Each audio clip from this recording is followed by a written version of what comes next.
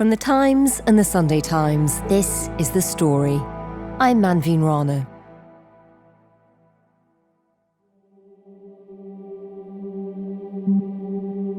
Even before he was vice president, J.D. Vance had stood in front of a conference of national conservatism and declared the country had a new enemy. I think if any of us want to do the things that we want to do for our country and for the people who live in it, we have to honestly and aggressively attack the universities in this country. That attack is now underway. The president said that all federal funding will be cut to schools, allowing, quote, illegal protests. The Trump administration canceling $400 million worth of grants and contracts for Columbia University, citing what they call consistent inaction in the face of, quote, persistent harassment of Jewish students. Meanwhile, running parallel to these investigations and threats, the Trump administration has been deploying agents to campuses to seize international students who have no criminal record, are accused of no crimes, but who have participated in protests or online criticism of Israel's conduct in Gaza. 60 universities are now being investigated for anti-Semitism, with the threat of funding being withdrawn looming over them. And it comes at a time when the administration is pushing a definition of anti-Semitism that can include criticism of Israel.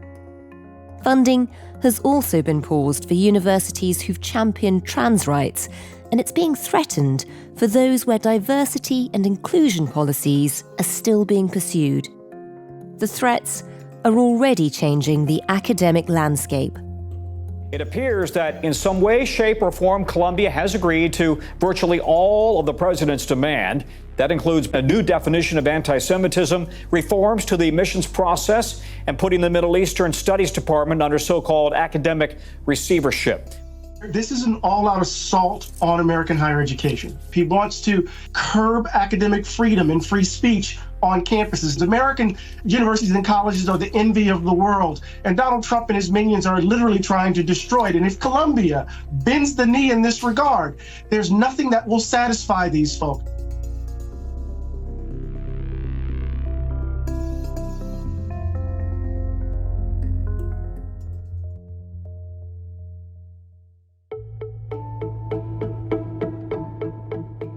The historian and Sunday Times columnist Sir Niall Ferguson has long been a critic of what he sees as a liberal bias in universities across the US. So what does he make of what's happening now? Is Donald Trump actually trying to protect students, or is he using this moment as an excuse to persecute those who disagree with him?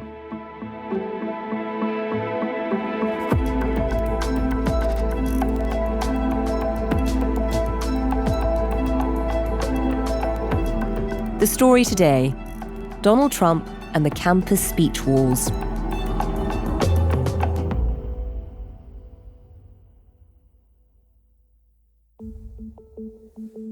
I'm Niall Ferguson. I am the Milbank Family Senior Fellow at the Hoover Institution at Stanford. That's my kind of principal academic affiliation. I'm writing a monthly column for The Times. That's nice to be back with The Times. What else do I do?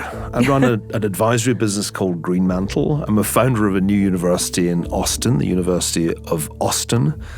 And most importantly, I am the father of 5 children. You've also described yourself in your time as a free speech absolutist. Just explain what you meant by that. Well, there's no kind of but that can follow the sentence, I'm a believer in free speech. Whenever I hear anybody say, I'm a believer in free speech, but I do find myself reaching for my First Amendment. I became an academic very consciously in the 1980s, decided to do a DPhil at Oxford, decided to pursue an academic career because I wanted freedom. I value freedom above everything else. And the freedom to think, to write, to say what I believe to be true. And I knew that if I accepted a job in the corporate world or went into politics, I would give up that freedom. and it's too dear to me for that to be possible. That means that I also will defend the rights of people to say what I disagree with. I'm a Voltaire, Enlightenment, free speech absolutist, in the sense that the essence of free speech must be the right of people to say things that I disagree with. They must be free to say those things, and I must be free to disagree.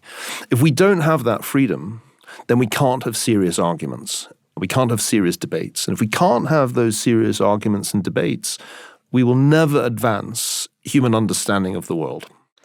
And how much of that did you experience when you were at Oxford? I mean, this is where you form a lot of the ideas, I suppose, that you hold dear.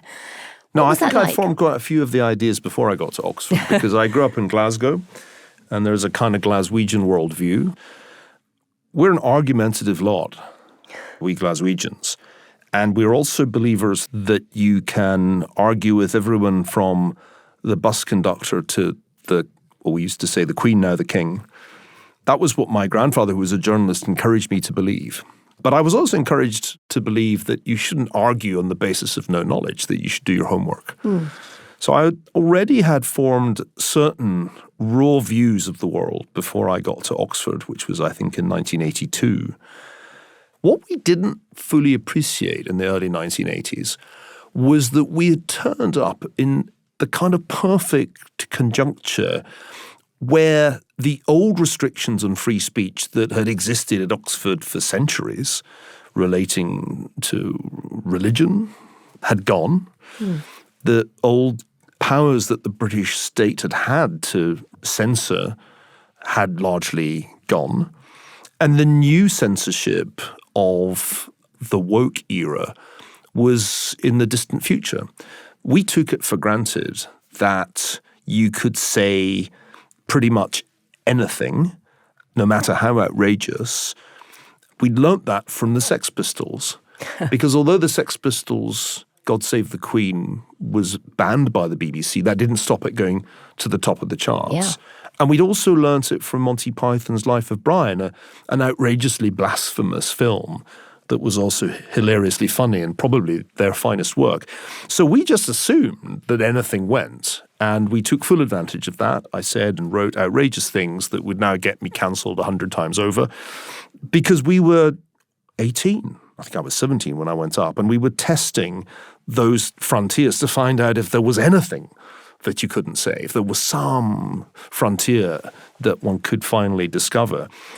I look back and realize that we didn't understand how fleeting that moment would prove. We didn't realize that it was quite new.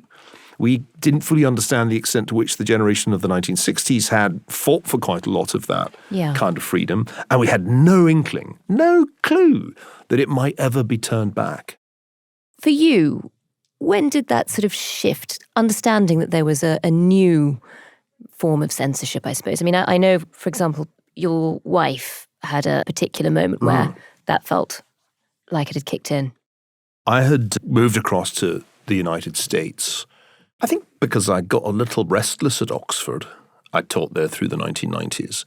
So I was in the US and I had moved, I think in 2004 to Harvard. And in 2004, Harvard was really the most amazing university in the world, hands down. Had the most brilliant people. Larry Summers was president. I remember thinking, after I'd first met Larry, any institution that makes this guy president has to be very serious, because Larry is just unfiltered, fearless pursuit Great of truth. economist. Brilliant mind, and a fearless mind, and sometimes spectacularly tactless as a result. So I thought, well, you can't imagine Larry Summers as Vice-Chancellor of Oxford. So it was all great. And the students were exciting to teach, and I had great colleagues, and I remember thinking, well, this is where I'm going to spend the rest of my career. It was in many ways a fulfillment, an ambition to be a Harvard professor. But then over time, Harvard began to change. First of all, Larry was overthrown as president because of things that he had said about the relative attainment of male and female mathematicians. That was the first sign of trouble. But the moment that really woke me up to cancel culture was when my wife, Ayaan Hirsi Ali, whom your listeners and viewers may have heard of as one of the great feminists of our time, one of the great opponents of Islamic extremism, was first invited to give the commencement, the graduation address at Brandeis University, and then disinvited, publicly disinvited, after a petition had gone around which seemed to unite Islamists and the academic left against her coming. And this was a time when you could get people cancelled by calling them a something phobe, in her case, an Islamophobe, and I went through various forms of phobe at that time too. So 2014 was our first contact with cancel culture, though in a way Ayan had been dealing with the ultimate cancel culture, the threat of assassination by the Islamists, for a decade before that. What was interesting about that period was that one suddenly became aware of other cases. There were other people who were being disinvited. And disinvitation's a kind of strange thing where first you're invited, but then you're publicly disinvited. And it is a kind of smearing, defamatory thing to have happen. I was very angry with the people at Brandeis for having been so cowardly. I mean, if you're going to invite somebody who is, quote unquote, no stranger to controversy, which was being said of us both at that time, then have the courage of your convictions. And if you don't have a consensus to invite them, don't do it. But don't invite them and then wimp out because a bunch of professors of queer studies and professors of Islamic studies write a petition. So it was the cowardice that I first found galling. Then there unfolded a series of cases that became part of a clear pattern. Each year, there were more events like this, more cancellations, and it moved from disinvitation to getting people fired. So that by the time we got to the late 20-teens and into the crazy time around the pandemic, people were losing their jobs over things that they had said that the left mostly took exception to. Kathleen Stock is one obvious case that British listeners will know about at Sussex. Kathleen Stock was effectively hounded off the Sussex campus where she was a professor because she had taken positions on the question of transgender rights that radical trans activists objected to, and the university did nothing to protect her from that harassment. There were many in the United States. So things went from cancellation or disinvitation to outright career destruction. And for you, living through that, I mean, I understand you must have been furious when your wife was disinvited. It does feel like a snub. I suppose the people protesting against it would have said, you know, she, as you say, she was not a stranger to controversy. She would talk very openly about being at war with Islam and there being no middle ground in a war. At a time where, you know, post 9/11, there was a lot of Islamophobia about, and perhaps there was a legitimate reason for people not to want her to be there, and they voiced their concerns. Well, what was legitimate about it? Well, I'm putting forward the argument that, you know, presumably they... If there's a university, but the university decides that certain ideas are off limits, such as there's a fundamental tension between Islam and Western civilization, I don't know what's left of a university that can't debate that. The rules on free speech are very clear in the United States. You can't stand up on a soapbox and issue threats against individuals. There are limits. They're clearly established in law. And I don't think any of those limits had been crossed by Ayan. Ayan has taken a principled stand as a former Muslim that there is a real tension between Islam's claims, which extend beyond the spiritual into the temporal realm, and the way a free society works. She's been consistent about that. She's been courageous about that.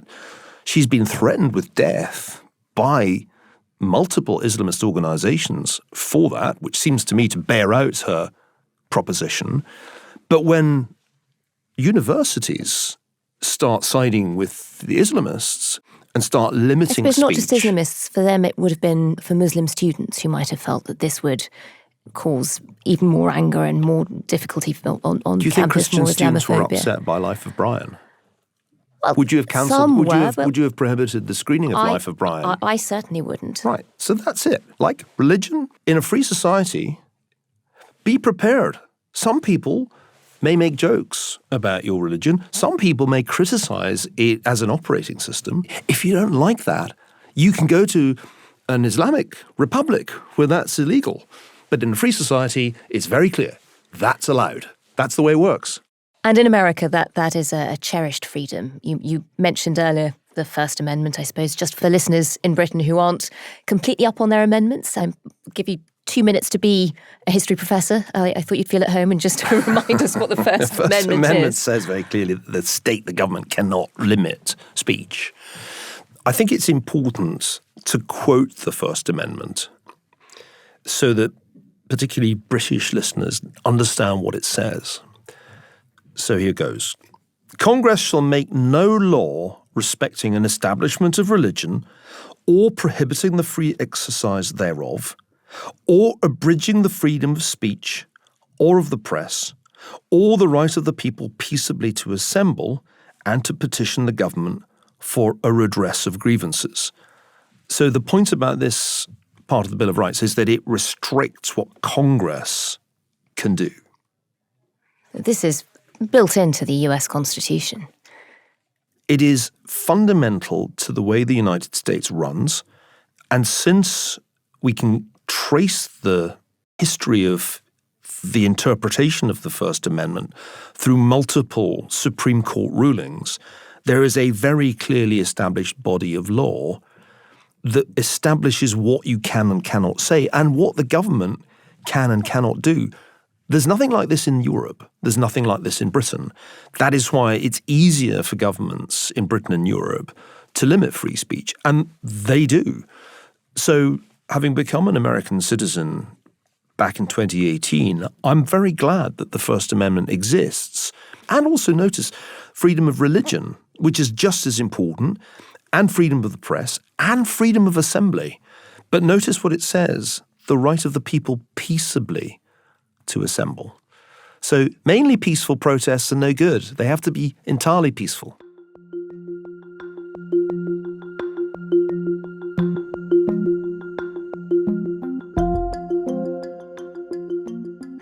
Back on campus, at what point did you think things had really tipped over from your experience of it?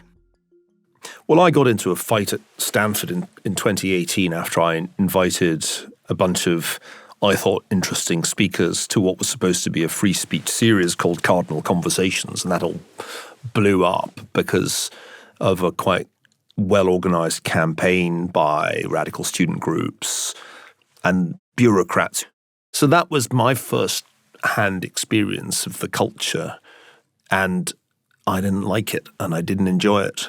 I guess I learnt an important lesson there about why these things happen, because once you create that culture where anybody's feelings get hurt, there's trouble for whoever hurt them.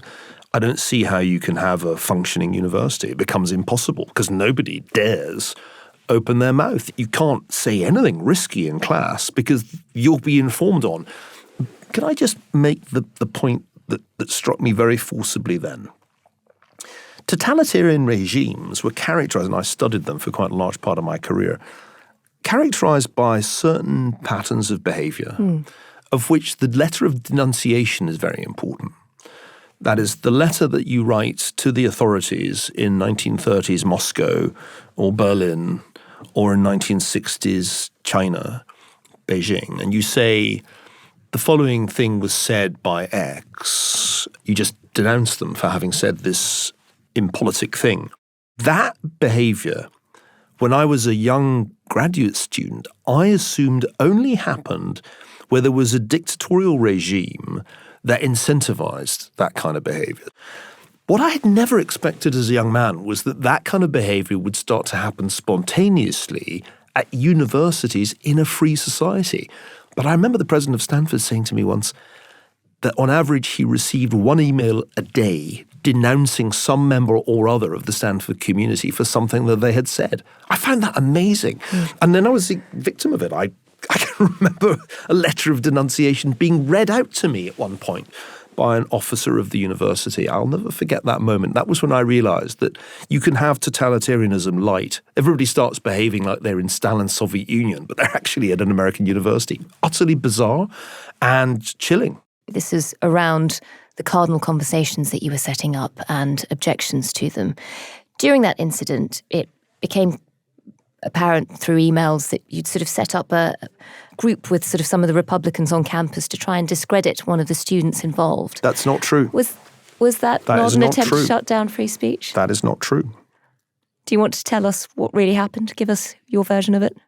Emails that I had sent to a group of Stanford Republican students were leaked to the student newspaper. And in one of those emails, I joked about there being a need for oppo research. It was a joke. Oppo research was in the news at that time, opposition research, on the leaders of the movement to disrupt the event. The idea that I would encourage oppo research, of course, is absurd. But some people will have heard that and thought that was you, as a free speech absolutist, trying to shut down free speech if it's not free speech that you like. I don't think, even if I had meant it seriously, and I do want to emphasize that I make jokes in emails, I don't think it's actually in any way a limitation on free speech to do research on your opponents, is it? I'd miss that if it was. It's an attempt, I suppose, to discredit them and to stop them from being able to have a voice. It's about finding the dirt. It's about digging up things that will make them look bad. I think you research the opposition in all kinds of ways. Rather than arguing with their ideas. You can do that too. But it was a joke anyway. So, and it was a private email too, which shouldn't have been in the student newspaper and actually violated Stanford's rules. But there it is. We're in an age in which private communication tends not to stay private. And that, unfortunately, has its own chilling effect. So if one can't even write what one thinks in an email for fear that it be published, it's actually your own speech that's been limited.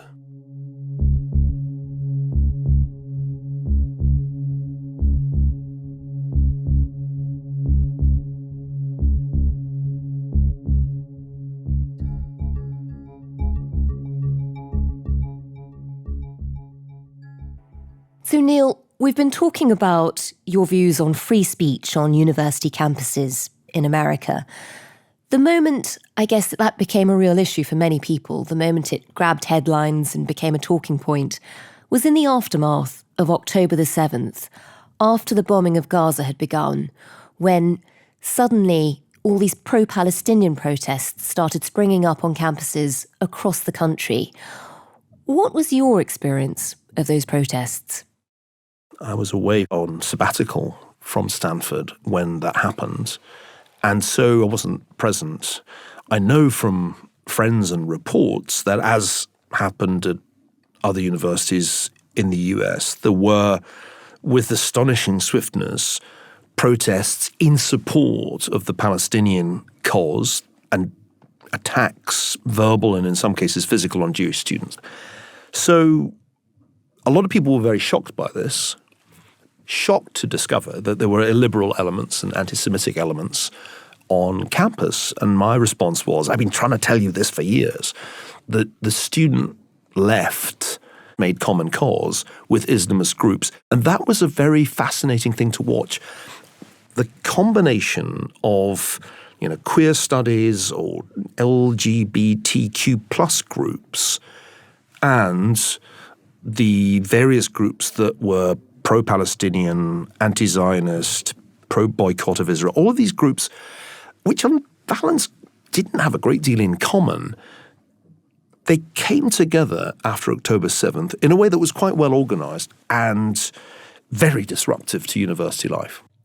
Although, as you say, these are quite disparate groups. There is an argument to be made that the reason they came together was because they watched Gaza being bombed and they all felt a common cause for marginalised people who were being pounded every day. So I don't think we can really claim that all the protesters were Islamists necessarily. No. A lot of useful idiots were recruited to the cause of Hamas. A lot of Jewish students were part of those. A lot of Jewish students were also deeply shocked and traumatized. They held Shabbat dinners as part of the protests at times.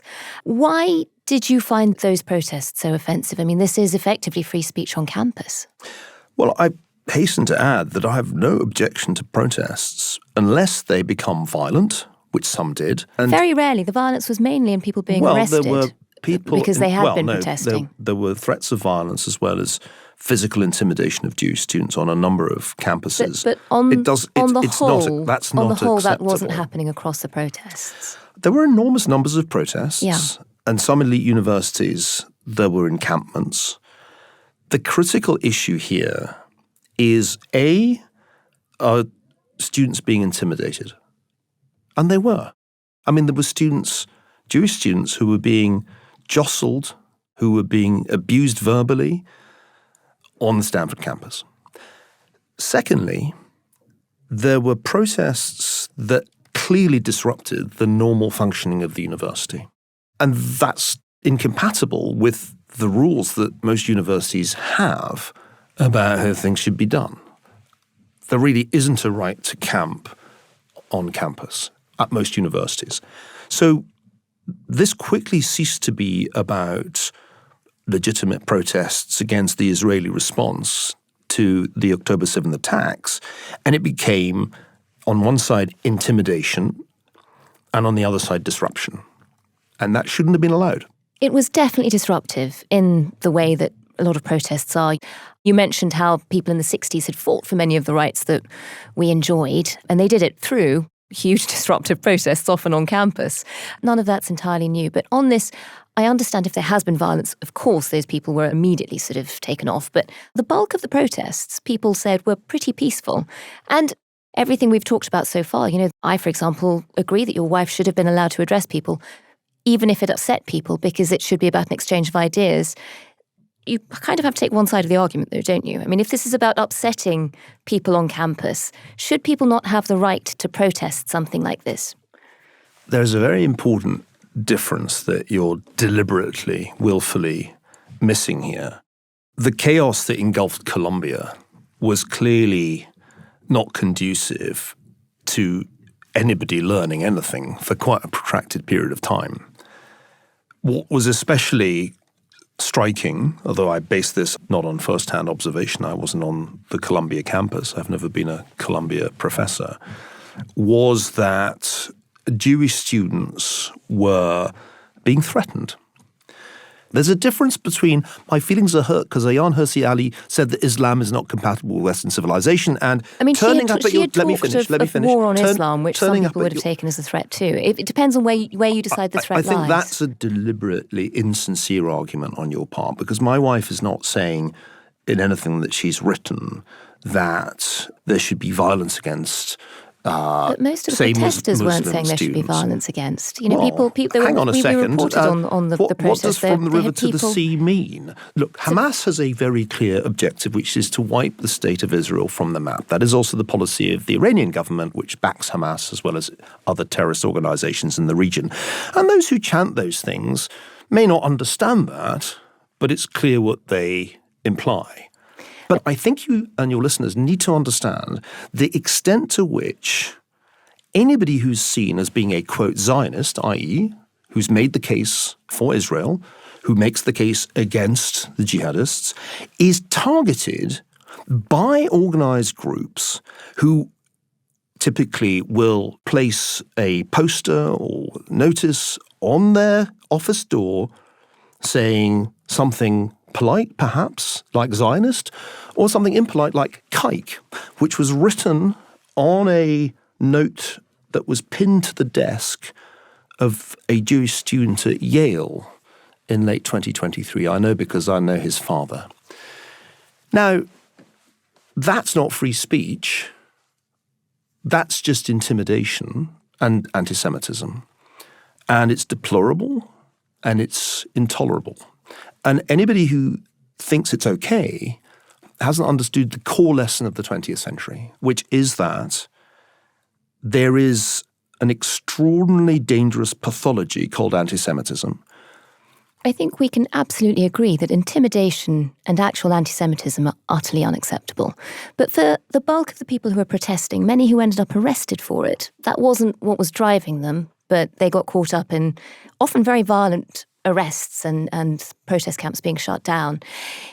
If, as you were just saying, the question is really about what you can talk about on campus, how much of this argument you can have, it doesn't matter which side you come down on. If this is about how much you can actually discuss these issues on campus, how do you feel about the Trump administration now pulling hundreds of millions of pounds from Colombia because it has been somewhere where these protests have happened. We have breaking news. The Trump administration canceling $400 million worth of grants and contracts for Columbia University, citing what they call consistent inaction in the face of, quote, persistent harassment of Jewish students. How does that feel? As an academic, as somebody who was a free speech absolutist, what do you make of it? Because that really is shutting down a lot of the argument. I think it would be better if the universities would reform themselves. And I've said that for many years. It would also be better if new universities could compete with them. And that's why I've spent a good deal of time over the last 3.5 years building a new university in Austin, Texas, to show that one can have a university based on academic freedom, the pursuit of truth. But ultimately, it's hard to believe that these universities are capable of reforming themselves at this point. I've spent much of my life in long-established institutions, and what motivated me to start a new university was the belief that the reform, if it ever came, would come too slowly to achieve much in my lifetime. I think the universities brought this upon themselves. I think that institutions should have thought more carefully when they, the faculty, the administrators, the presidents, the provosts, led the universities down an overtly political path to the point at which they became a political monoculture in which there are so few professors in some disciplines of a conservative persuasion that you can't calculate the ratio of Democrats to Republicans because there are no Republicans at all. When people say to me, but I've just been doing science, I was just in my laboratory and now they're taking away my money. My response is, where were you when all of this was going down? Where were you when self-censorship became the norm on campus? Where were you when the deplatformings and the cancellations happened? Where were you when people lost their tenure because of things they'd said? And the answer, I was in my lab, is not good enough. Because part of being an academic is you have some responsibility for the governance of the institution. And it's not good enough to exercise that responsibility only when your interests, your grant is affected. So I don't condone the federal government determining what should and should not be done in universities. But I think the universities walked right into this. And now it's unfortunately payback time. And that will, I think, have all kinds of adverse consequences. But as a student of totalitarianism, if you look at the work of Hannah Arendt, is this not utterly alarming to have a government stepping in and telling people what right free speech is, what ideas are acceptable? I mean, it's not just pulling funding. We're being told people who've been part of some of these protests have been now facing immigration inquiries. Pro-Palestinian activist Mahmoud Khalil will remain in Immigration and Customs Enforcement detention facility in Louisiana for now. The Department of Homeland Security says Khalil was arrested for violating President Trump's executive order banning anti-Semitism. Khalil, who helped lead pro-Palestinian protests at Columbia last year, has not been formally charged with a crime and is a permanent resident with a green card. That doesn't feel like a free speech society.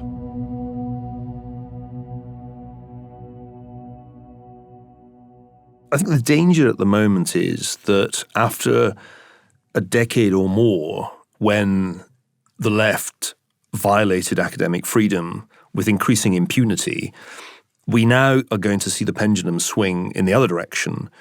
And rather than upholding fundamental principles of liberty, some on the right want to simply engage in payback using the tactics of the left against them. We've seen this in other domains. Which feels like it could trigger a dark age. Well, you know, the universities have been in a pretty dark place for a while, as we've been discussing. It's possible that what's happening now will accelerate a process of long overdue reform. As I've said, there are clear dangers in which we go from the woke left to the woke right. In other words, we end up with people on the right doing just the same things as people on the left. And I would deplore that. There are people on the left who do censorship, and there are people on the right who can't wait to do censorship too. There's that great old song by Steelers Wheel, Stuck in the Middle with You. And the problem about being a believer in the values of the Enlightenment and of individual liberty as something sacrosanct is that you are stuck in the middle with clowns to the left of me, jokers to the right.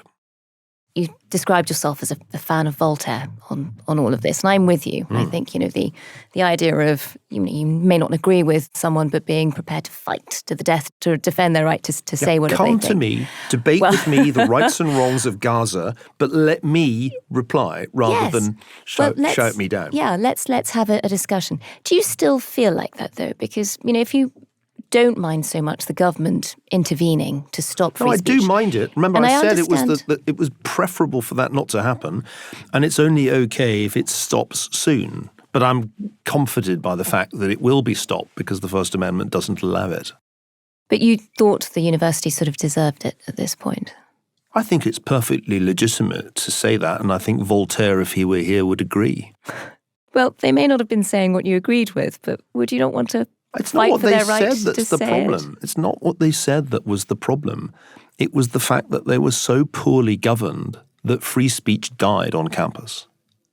So if you really care about the ability of young people to learn to debate, to hear both sides of the argument, we reached the point at which the last place in America that was possible was at universities. So something had to be done as the universities did that to themselves. We've only seen 2 months of the Trump administration so far, but we've already seen not only the intervention on campuses. You've got Donald Trump having his ambassadors in Hollywood, and you hear of a lot of films just not being commissioned now if they're not seen to be part of the right agenda. And of course, prior to this, you're telling me that everything was just going great in Hollywood? Well, that there was like all kinds of diverse ideas represented? Sounds like that is the shutting down of... No, the shutting down already happened. It feels like the shutting down happened a while ago at Hollywood because Hollywood has been producing content that's been politically skewed for some years now. So let's not pretend that a golden age has just come to an end. Please, Donald Trump spare has me. just put himself in charge of the Kennedy Center for Performing Arts. President Trump today chairing his first board meeting at the Kennedy Center in Washington, D.C. It comes after the controversial firings of some of the board members. The White House saying that the president wants to restore arts and culture. So we took over the Kennedy Center. We didn't like what they were showing and various other things. And we're going to get some great professionals. I'm going to be chairman of it, and we're going to make sure that it's good and it's not going to be woke. I mean, even under McCarthyism, when liberal and left-wing voices were being shut down across the board, even they managed to have Some Like It Hot. I can't understand how you end up in a situation where all of this is being shut down overnight. Is that not alarming to somebody who believes in free speech? Well, I don't think that American free speech has been dramatically circumscribed by anything that you've just mentioned. I think some necessary shocks are being administered to some institutions that have been wildly off track. And so if this corrects that, I think it'll be seen as a good intervention. Do we want the federal government deciding what is taught in universities? Clearly not. So one must hope that this is a temporary shock of the sort that Donald Trump specializes in administering. Those, and you perhaps are one of them, who worry that we are suddenly entering a period in which free speech is going to be limited by the government, forgetting a couple of things. First of all, there's been a great deal of limitation of free speech by universities as well as by corporations in the last decade. And secondly, the First Amendment limits the power of the federal government to police speech. And so at some point, when the Trump administration crosses that line, they will be in court. They probably already are, I should think, by now. They are on many things. And they'll lose on that because the First Amendment's the First Amendment, and it's as clear a body of law as you could wish for.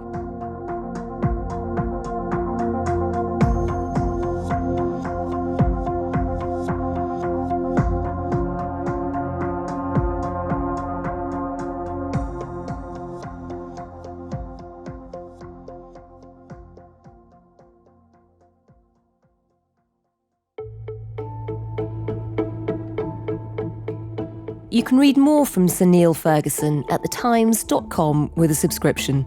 And we've put a link to his most recent article, How DEI, Cancel Culture and Bad Boards Are Killing Our Universities, in the episode notes. The producers today were Emily Webb and Edward Drummond. The executive producer was Kate Ford, and sound design and theme composition were by Marla Seto. Thanks for listening. See you tomorrow.